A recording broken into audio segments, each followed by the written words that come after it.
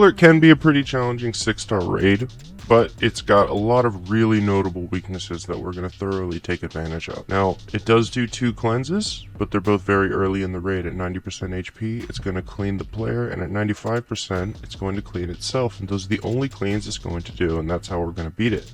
It also uses Curse 2 times, once at 50% HP, once at 35% HP, and we will be mitigating that. Golurk also has some really troubling secondary effects, such as freeze, and most notably the 100% confusion from Dynamic Punch, which will not be missing because its ability is going to be no guard. I've raided Golurk many times. Every time I've raided it, it's been its hidden ability no guard, so don't expect it to miss. That being said, I will have included some calculations with the ability Iron Fist just in case. These are the 2 builds we're going to be using. You're going to notice both of them have a Covert Cloak. That's extremely important because it's going to prevent the confusion from Dynamic Punch, which is what we're going to be getting hit with both of these things. They're both setting up somehow, since Golurk makes it easy to set up. If you don't have enough Stellar Shards for the Corviknight, a Dark type Corviknight will work. So you can do a Dark Tera Corviknight. I don't think Corviknight even has Terastallize to win this, so there's that. Now Bellibolt's turn order is going to be pretty simple. We're just going to Parabolic Charge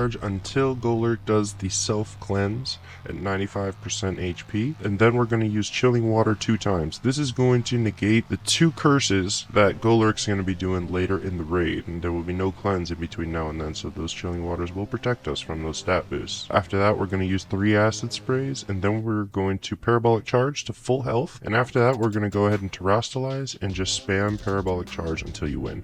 If you faint while you're doing those first 5 turn setup in the beginning, don't worry about it. Just come back, continue your setup, and then continue with the turn order, and you'll have plenty of time. Now with Corviknight, we need to keep in mind that after we Roost, we are no longer going to be a flying type for that turn, just for that turn. Then we're going to use Power Trip until Golurk cleans you at 90% HP.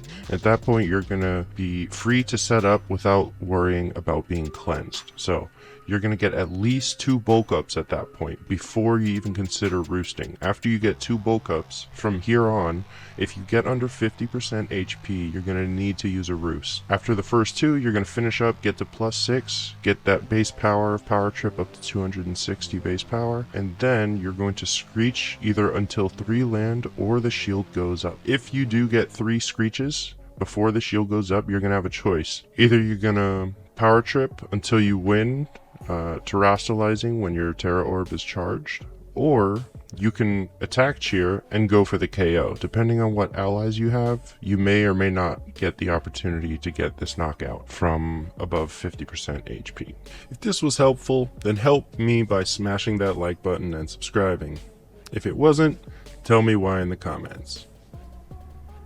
Alright, I'm out.